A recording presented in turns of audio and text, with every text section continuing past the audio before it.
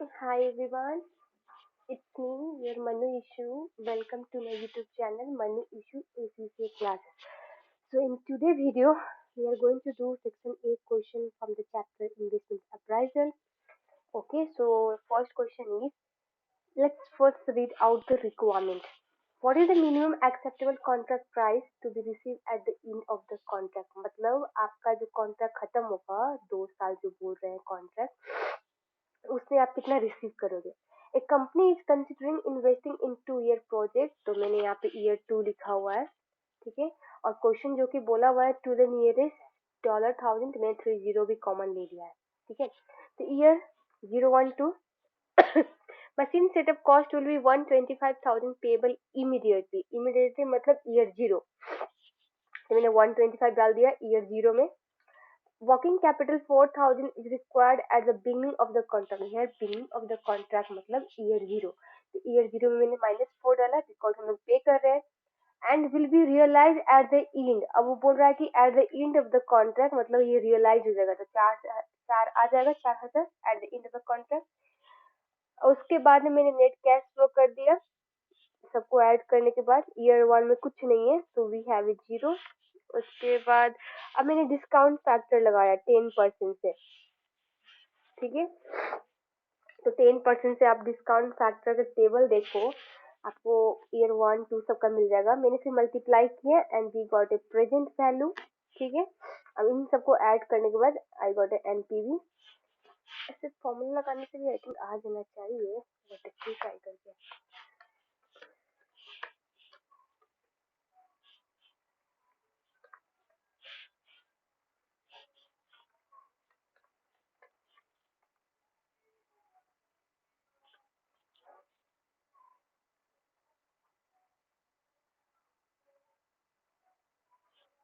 ये पॉइंट के वजह से ये पूरा फिगर ले रहा है। मैंने ओहो एक सेकेंड, मैंने क्या किया इसमें, we have to take 6 not okay.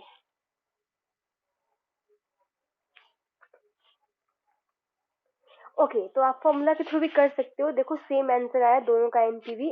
आप ये डिस्काउंट करके करो या फॉर्मूला, फॉर्मूला आप नोट डाउन कर सकते हो फॉर्मूला बार से। देखो मैंने क्या किया है, मैंने बस B8 मतलब इनिशियल इन्वेस्टमेंट वो नेगेटिव में होना चाहिए प्लस एनपीवी ब्रैकेट में 10% जो डिस्काउंट फैक्टर क्वेश्चन में दिया है, कॉमा करके अनडिस्काउंटेड कैश फ्लो सिलेक्ट करना है। ठीक है, अब बात आती है जो क्वेश्चन पूछ रही है आपको, तो क्वेश्चन फ्यूचर वैल्यू पूछ रही है eight the end of 2 year, ये आपका क्या है प्रेजेंट वैल्यू। तो फॉर्मूला क्या है आपका, PV into 1 + R to the power n। ये है ना formula. Future value find out करनी है हम लोग को, तो मैं सिंपली ये लूंगी प्रेजेंट वैल्यू, इसको मल्टीप्लाई कर दूंगी 1 + 10%, इसका पावर कर दूंगी 2 क्योंकि 2 ईयर का पूछ रहा है। तो ये हमारा आ जाएगा ऐसे इसको। अब क्वेश्चन हमको पूछ रहा है कि नियरेस्ट $1000, 30 ऑलरेडी कॉमन है तो हम लोग 152,000 लेंगे। ठीक है, मतलब 1000 कॉमन ले लेना।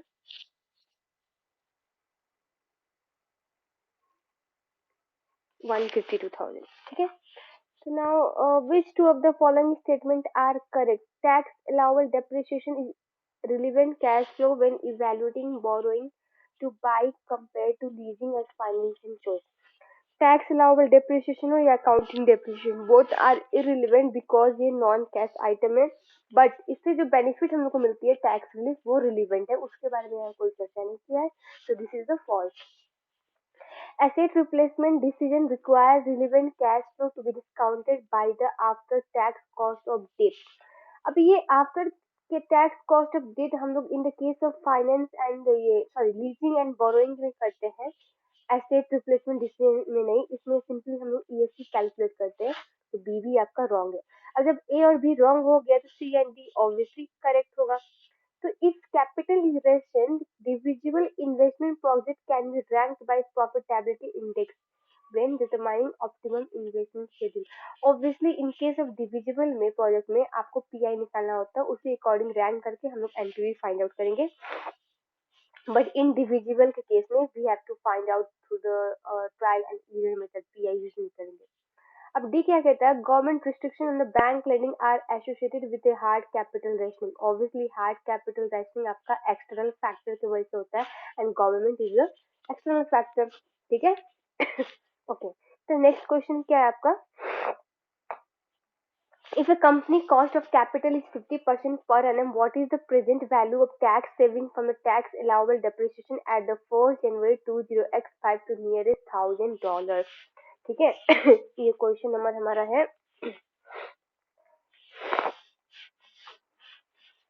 77। आपका क्वेश्चन नंबर अलग होगा, एक बार आप बुक में बस नाम के थ्रू क्वेश्चन को सर्च करना। ओके, तो क्वेश्चन आपको बेसिकली क्या पूछ रहा है, जो भी आपका टैक्स सेविंग हो रहा है टैक्स लेवल डेप्रिसिएशन पे, उसका प्रेजेंट वैल्यू क्या है, ठीक है। आप क्वेश्चन पढ़ते हैं, a company has 31 December at its accounting year end, मतलब ठीक है 31 दिसंबर है, on 1 January 20x new machine costing 2 million is purchase. अब एक चीज याद रखना, अगर मशीन को आप at the start of the year buy करते हो तो उसी ईयर में क्लेम होगा depreciation, but if the at the end of the year buy करते हो तो उसी जिस ईयर में परचेज किया वो उस ईयर में क्लेम होगा, नॉट इन नेक्स्ट ईयर, ठीक है। And company expect to sell the machine in 31 December 20x6। तो ईयर क्या हो जाएगा हमारा, पहले एक तो हो गया करंट ईयर 20x5 तो जीरो, फिर 20x5 1 and 20x6 20x5 1 20x6 2, क्योंकि उस साल में वो सेल कर दे रहा है, 2 साल यूज कर रहा है मशीन को।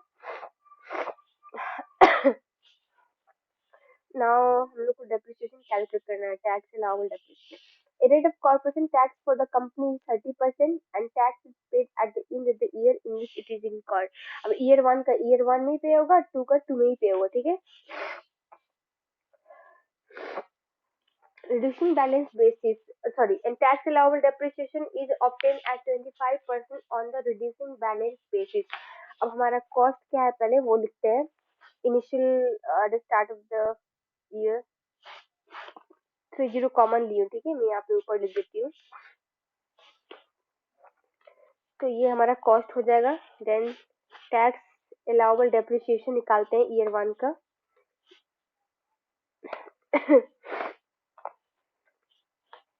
25% बोला हुआ है, ये हमारा फर्स्ट ईयर का आ जाएगा। और क्या बोलता है, the balancing allowance is available on the disposal of asset, the company makes sufficient profit to obtain relief for tax allowable depreciation as soon as they arise. Okay, now हमारा ये WDV written down value 30 minus 30, ये 1500 आ गए। अब उसने year 2 के and में बेच दिया हुआ है, ठीक है। अब हमारा WDV 1500 है, बट उसने 350 में सोल्ड किया, तो बैलेंस अलाउंस आ रहा है, तो कितने का आ रहा है बैलेंस अलाउंस, तो ऐसे पूरा वो डिडक्ट कर दो।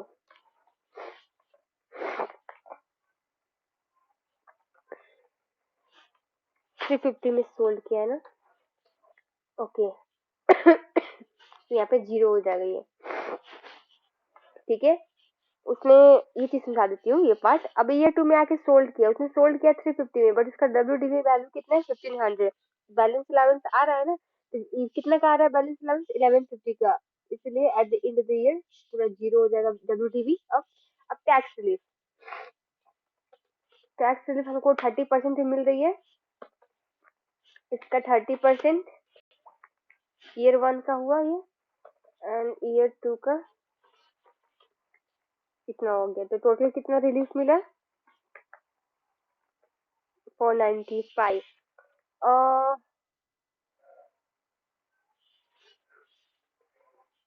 Discount factor at the rate 15% पे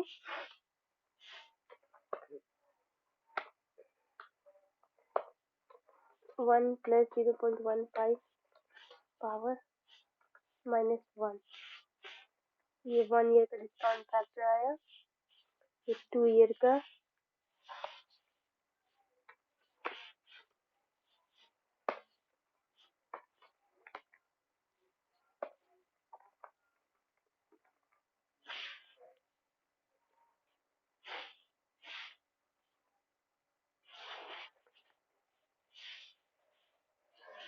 ठीक है।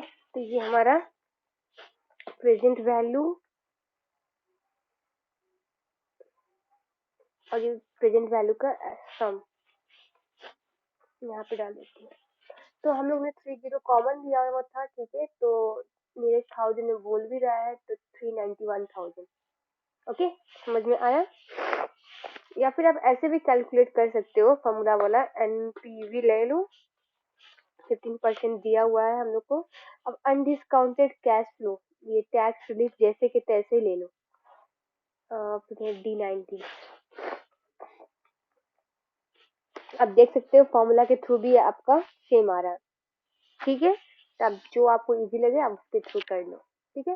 अब next question 78, what is the expected value of NPV of investment project? Investment project had a cost of 12,000 payable at the start of the first year of the operation. ये आपका T0 का initial investment हो गया। Then possible future cash flow arising from the investment project have the following PV and associated probabilities. अब ये joint probability का case है। अगर शॉर्ट क्वेश्चन में joint probability का क्वेश्चन आता है, जस्ट आप ये अप्लाई करो, टेबल वोबल बनाने की कोई जरूरत नहीं है, जस्ट टाइम यूज होगा, कंज्यूम होगा आपका, ठीक है। बाकी क्वेश्चन के लिए भी टाइम सेव करना है ना हम लोग को, तो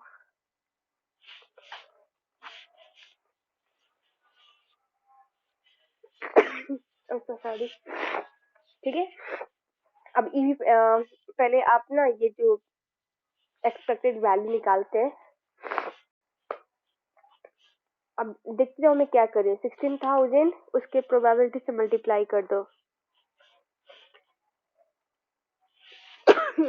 सॉरी, ईयर 1 का हुआ 12,000 इंटू 0.60 फिर माइनस 4,000 इंटू 0.25, ये ईयर 1 का हुआ।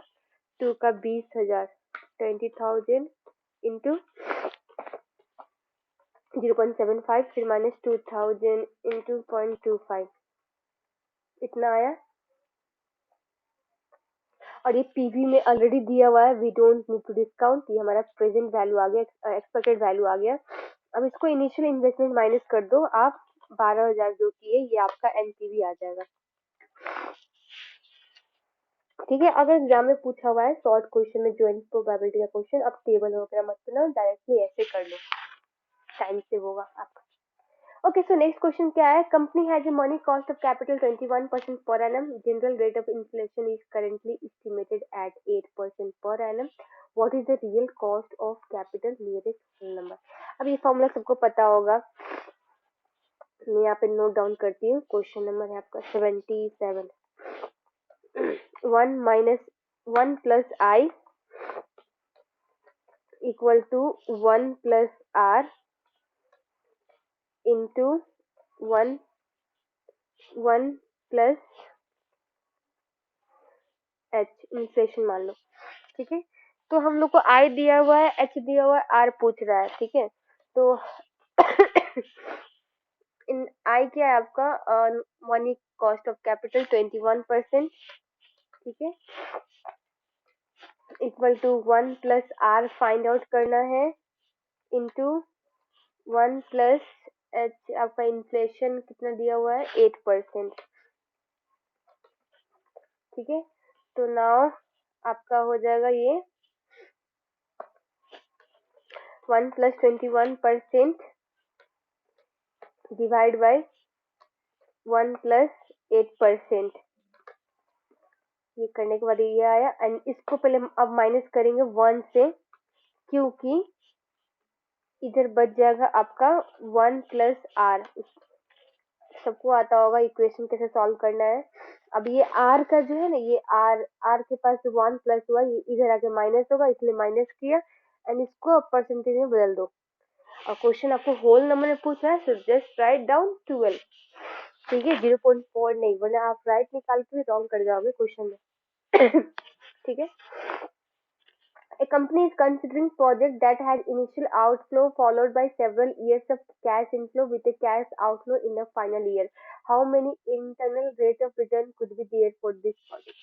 अब बताओ, IRR जब क्या बोल रहा है क्वेश्चन की, पहले इनिशियल आउटफ्लो हुआ, फिर सेवरल इयर्स के लिए इनफ्लो हुआ, फिर आउटफ्लो हुआ, मतलब अनकन्वेंशनल है। अनकन्वेंशनल मतलब कभी पॉजिटिव नेगेटिव, जितना बार साइन चेंज होगा उतना बार आपका उतना आपका IRR आएगा। अब यहाँ पे 2 बार साइन चेंज हुआ तो 2 IRR मैक्सिमम आएगा। तो सॉरी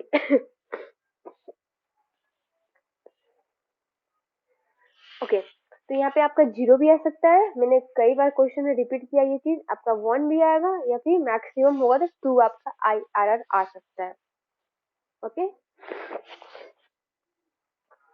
ओके, सो नेक्स्ट क्या है 81। A project consist of a series of cash outflow in the first few years followed by series of positive inflow. मतलब इस सेंटेंस का जैसे कि अब ये आपका मैं ऐसे एग्जांपल बताती हूँ। ये ईयर है 0 1 2, मैं एग्जांपल जस्ट ले रही हूँ, ठीक है 3। अब ये बोल रहा है कि आपका पहले इनफ्लो आउटफ्लो हुआ, फिर आउटफ्लो हुआ, मतलब कुछ साल तक आउटफ्लो रहा, फिर उसके बाद में आपका इनफ्लो होते गया, ऐसे क्वेश्चन बोल रखा है। मतलब कुछ साल तक माइनस में था, उसके बाद इनफ्लो मतलब पॉजिटिव होते गया कैश फ्लो, क्वेश्चन ये बोल रहा है। तो the total cash inflow exceed the total cash outflow. अब कैश इनफ्लो एक्सीड हुआ कैश आउटफ्लो से। Project was originally evaluated assuming zero rate of inflation. अब प्रोजेक्ट को हम लोग ऑलरेडी एज्यूम किए थे कि वो जीरो रेट मतलब इन्फ्लेशन कुछ नहीं है। If project were re-evaluated on the assumption that the cash flow were subject to the positive rate of inflation, what would be the effect on the payback period and IRR? Click by the relevant box. Okay. तो अब बताओ आपका अगर rate of inflation मतलब अगर positive है, inflation हो रहा है, तो आपका यहाँ पे क्वेश्चन में ये भी बोला हुआ है कि इनफ्लो आपका ज्यादा है आउटफ्लो से, ठीक है। तो इनफ्लो आपका ज्यादा है आउटफ्लो से, सपोज आपका मान के चलो, मैं जैसे हो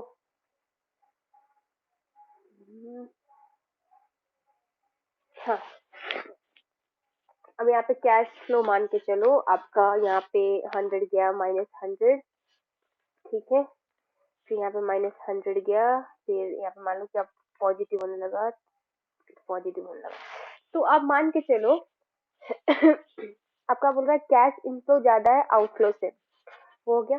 अब आपका जब इन्फ्लेशन होगा पॉजिटिव, आपका तो इनफ्लो बढ़ेगा ना, ईयर जीरो में कुछ नहीं बढ़ेगा, लेकिन जितना आपका लाइक इनफ्लो या आउटफ्लो इन्फ्लेशन से बढ़ेगा, तो बढ़ेगा तो पेबैक पीरियड क्या हो जाएगा आपका, कम हो जाएगा, क्योंकि आपका कैश फ्लो ज्यादा हो जाएगा ना, इंक्रीज होगा इन्फ्लेशन के कारण, एंड उतना जल्दी पैसा आपका रिकवर होगा, तो आपका ये पेबैक पीरियड क्या हो जाएगा, डिक्रीज हो जाएगा। अब मान लो कि इन्फ्लेशन होने की वजह से ये -1010 पहुंच गया, अब ये पहुंच गया 150, ऐसे करके मान के चलो यहाँ पे 1 ऐसे पहुंच गया। तो अब आपका ये पैसा मतलब लाइक यहाँ नहीं पहुंचेगा, यहीं पे रिकवर हो जाएगा ना, ये बात मैंने बोला। तो आपका लाइक पेबैक पीरियड क्या हो जाएगा, डिक्रीज हो जाएगा। अब बात करते हैं IRR की। अब क्लियरली बोला हुआ है कि इनफ्लो ज्यादा है आउटफ्लो से, तो हम लोग इंस्पेक्ट भी करते हैं तो हमारा कैश इनफ्लो ज्यादा होगा, तो IRR क्या हो जाएगा आपका, सॉरी मैंने पेबैक क्या बोला, वो डिक्रीज होगा, हाँ पेबैक डिक्रीज होगा, एंड IRR आपका इंक्रीज होगा, ठीक है। अगर नहीं समझ में आया तो आप एक बार मुझे कमेंट बॉक्स में जरूर बताना, या फिर आप एक बार कोई एग्जांपल लेके ट्राई करो, इन्फ्लेशन का कोई एग्जांपल अगर क्वेश्चन है उसमें ट्राई कर लो IRR और पे बैक निकाल के, ठीक है, आपको क्लियर हो जाएगा।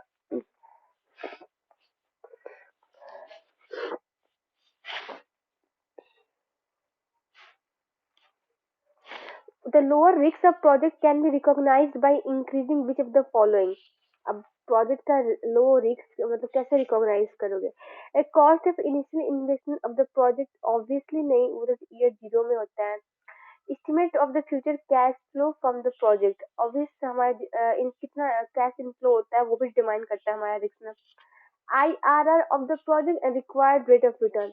अब IRR तो बिल्कुल नहीं होगा, क्यों नहीं होगा, कभी कभी ये मल्टीपल भी देता है, नहीं भी देगा, उस केस में रॉन्ग डिसीजन लेने के चांसेस होंगे, इसीलिए हम लोग सी को कंसिडर नहीं करेंगे, और डी को भी तो नहीं देखेंगे हम लोग, कैश इनफ्लो पे डिपेंड करेगा ना।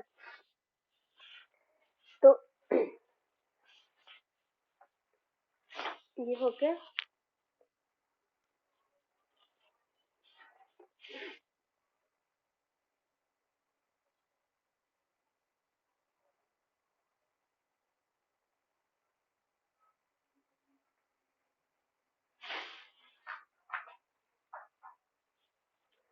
ये ठीक है। ओके, तो आपको समझ में आ गया मैं क्या एक्सप्लेन कर रही थी। IRR बिल्कुल नहीं होगा क्योंकि कभी कभी वो मल्टीपल आ देता है, कभी कभी नहीं भी देगा, तो इन केस उस केस में रॉन्ग डिसीजन देने के चांसेस होते हैं। और रिक्वायर्ड रेट ऑफ रिटर्न अब लोअर रिस्क है तो ऑब्वियसली वो लेस रहेगा, तो उससे कोई मतलब लाइक एफेक्ट नहीं करेगा।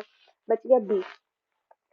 A company use discount rate 10% in what year does discounted payback occur? अभी ये तो क्वाइट इजी है, मैं आपको यहाँ पे हिंट दे देती हूँ, आपको एक बार सॉल्व करना। अब यहाँ पे जितने भी कैश फ्लो है ना, उस ईयर का पर्टिकुलर डिस्काउंट रेट निकाल लो, ठीक है, डिस्काउंट फैक्टर, एंड उसको मल्टीप्लाई करके प्रेजेंट वैल्यू निकाल लो, एंड प्रेजेंट वैल्यू निकालने के बाद देन आप पे बैक वाला रूल अप्लाई करो। यहाँ पे डिस्काउंट रेट करना पड़ेगा, ठीक है। एक बार ट्राई करो, नहीं होगा तो मुझे बताना जरूर, मैं आपको हेल्प करूंगी। अब ये 84 number. In if the first inflow from the investment is a year after the initial investment, what is the IRR of the project? ठीक है, if the first inflow from the year is after, okay. Sudan company wishes to undertake a project requiring an investment of 732,000, which will generate annual inflow of 146,400 in perpetuity. अब perpetuity case में अब IRR कैसे find करोगे? Simply आप क्या करोगे, simply आपको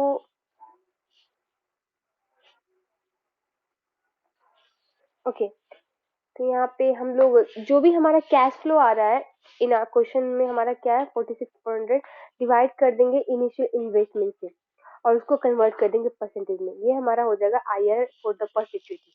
ठीक है, और कुछ नहीं करेंगे। ये तो इजी था। Which three of the following are advantage of IRR? Okay, consider the whole life of project. Obviously IRR में हम लोग NPV यूज करते हैं, NPV होल लाइफ को कंसिडर करता है। Use cash flow not profit, हाँ ये ऑब्वियसली कैश फ्लो कंसिडर करता है, तो ये हम लोग मैनिपुलेशन का चांसेस कम होते हैं एज पर द प्रॉफिट से। It measure the absolute return, absolute नहीं रिलेटिव देता है, तो ये तो बिल्कुल नहीं होगा। It is an accurate calculation, accurate calculation ये कभी कभी मल्टीपल IRR भी आ सकते हैं, in that case we may take a wrong decision. It is useful when liquidity is poor, उतना ही है मतलब लाइक एक ये अभी ये क्या बोलते हैं, कभी कभी मल्टीपल देता है, कभी कभी नहीं भी देता है, उस केस में ये हम लोग इसके ऊपर डिपेंड नहीं हो सकते हैं। अगर एनपीवी है, एनपीवी इसे सुपीरियर टेक्निक माना जाता है, उसको लेके कंसीडर करेंगे, तो इसको हम यूजफुल टेक्निक नहीं कह सकते लिक्विडिटी के लिए। फिर last it consider time value of money, हाँ ऑब्वियसली ये करता है टाइम वैल्यू ऑफ मनी को कंसीडर। अभी कितने सारे क्वेश्चन इसमें देखें, हमारा नेक्स्ट वीडियो में कंटिन्यू करेंगे। अभी है बहुत सारे हैं, सो लेट इट बी, या इसको वीडियो में यहाँ तक, then we will start from 86 in our next video. Okay, so thank you guys watching my video. If you like my video, please subscribe and like my video please, and share it among your friends. So thank you so much for watching my video.